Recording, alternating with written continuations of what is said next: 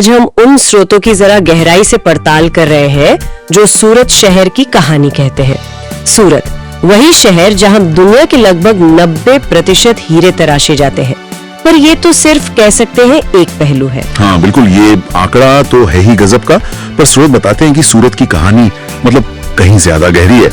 तापी नदी के किनारे बसा ये शहर सिर्फ आज का इकोनॉमिक पावर हाउस नहीं है, बल्कि इसका इतिहास और भविष्य की योजनाएं दोनों ही बड़े दिलचस्प हैं। एक जमाने में सोचिए ये कितना अहम अंतर्राष्ट्रीय बंदरगाह था, और आज ये भारत के सबसे तेजी से बढ़ते और साफ शहरों में भी गिना जाता है।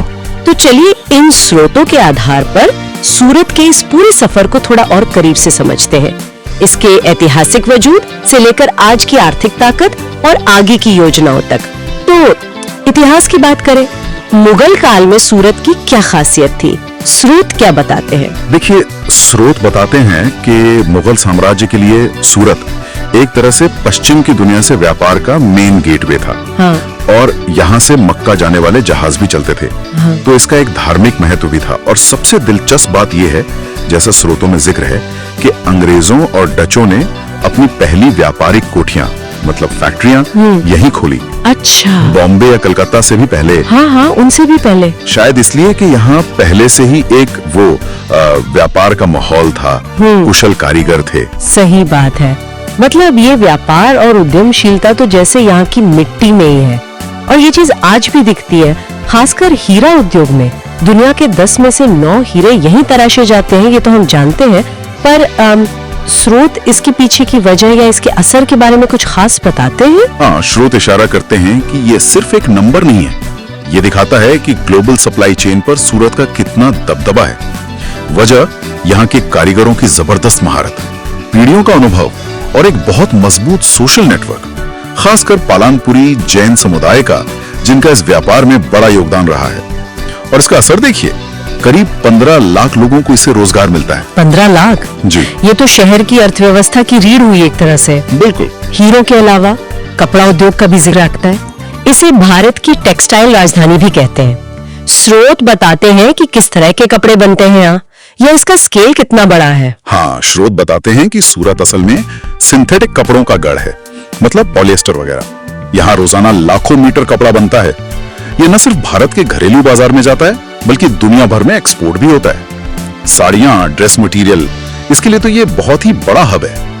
वॉल्यूम प्रोडक्शन और कह सकते हैं किफायती दाम, ये इसकी खासियत है। तो ये तो हुई इसकी आर्थिक ताकत की बात, लेकिन शहर आजकल मतलब मॉडर्नाइजेशन की तरफ भी तेजी से बढ़ रहा है। स्मार्ट सिटी मिशन का जिक्र है, BRTS और मेट्रो की भी बात है। ये बदलाव जमीन पर कैसे दिख रहे हैं? स्रोत क्या कहते हैं इस बारे में? देखिए, स्रोत बताते हैं कि सूरत का जो BRTS है, बस रैपिड ट्रांजिट सिस्टम, वो वाकई काफी सफल रहा है। मतलब उसकी अपनी अलग लेन है, बसें जल्दी आती हैं, तो पब्लिक ट्रांसपोर्ट बहुत सुधरा है। और स्मार्ट सिटी मिशन के तहत भी कई चीजें हुई हैं, जैसे ट्रैफिक मैनेजमेंट सुधारा गया है, वेस्ट मैनेजमेंट बेहतर हुआ है, कई जगह वाईफाई भी है। और मेट्रो, हाँ, मेट्रो पर काम चल रहा है, और उम्मीद यही है कि जब वो शुरू होगी तो ट्रैफिक और प्रदूषण की जो समस्या है वो और कम होगी। तो इंफ्रास्ट्रक्चर पर काफी ध्यान है। और भविष्य की योजनाओं में एक नाम बार बार आता है, dream city, diamond research and mercantile city. ये सुनने में ही बड़ा महत्वाकांक्षी लगता है। क्या है ये असल में? स्रोत क्या बताते हैं इसके विजन के बारे में? ये सिर्फ कोई बिल्डिंग या ऑफिस कॉम्प्लेक्स नहीं है। स्रोत इसे एक पूरे इकोसिस्टम की तरह बताते हैं। सोचिए, एक ही जगह पर एक बिल्कुल मॉडर्न डायमंड बोर्स, यानी बाजार, custom office, bank, IT services, सब कुछ। मकसद ये है कि हीरे के पूरे व्यापार को एक ही जगह पर एक सुरक्षित और इंटरनेशनल लेवल के माहौल में लाया जाए, शायद जैसे दुबई या एंटवर्प में होता है। अच्छा, तो ये सिर्फ हीरों के लिए ही होगा? नहीं, मतलब फोकस तो हीरे पर है, पर यहाँ फिनटेक और दूसरे व्यापारों के लिए भी जगह होगी। ये एक बड़ा व्यापारिक केंद्र बनाने की योजना है। ये सब विकास, ये प्रोजेक्ट्स अपनी जगह है, लेकिन अक्सर हम देखते हैं कि इतनी तेज तरक्की में शहर की अपनी जो एक पहचान होती है, उसकी जो रूह होती है, वो कहीं पीछे छूट जाती है। सूरत के लोगों और उसकी संस्कृति के बारे में स्रोत क्या कहते हैं? क्या वो पहलू बना हुआ है? ये बहुत अच्छा सवाल है, और दिलचस्प बात यह है कि स्रोत इस पहलू पर भी जोर देते हैं। वो बताते हैं कि इतनी तरक्की और बदलाव के बावजूद सूरत के लोगों में वो एक मजबूत सामुदायिक भावना, वो एक गहरी कारोबारी समझ वो बनी हुई है। यहाँ के लोग अपनी मेहनत और जोखिम लेने की क्षमता के लिए जाने जाते हैं। हाँ, वो सूरती लाला वाला अंदाज। हाँ, कुछ वैसा ही।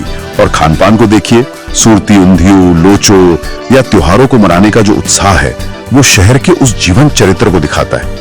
ऐसा लगता है कि आर्थिक तरक्की के साथ साथ शहर ने अपनी वो सांस्कृतिक गर्मजोशी, वो अपनापन, उसे काफी हद तक बचा के रखा है। तो कुल मिलाकर ये स्रोत हमें एक ऐसे शहर की तस्वीर दिखाते हैं जिसने बहुत चुपचाप, बिना ज्यादा शोर शराबे के, एक पुराने बंदरगाह से पहले वैश्विक हीरा और कपड़ा केंद्र बना और अब एक भविष्य की तरफ देखने वाला स्मार्ट सिटी बन रहा है। बिल्कुल, ये कहानी है लचीलेपन की, उद्यमशीलता की और सबसे बढ़कर समय के साथ बदलने और आगे बढ़ने की क्षमता की।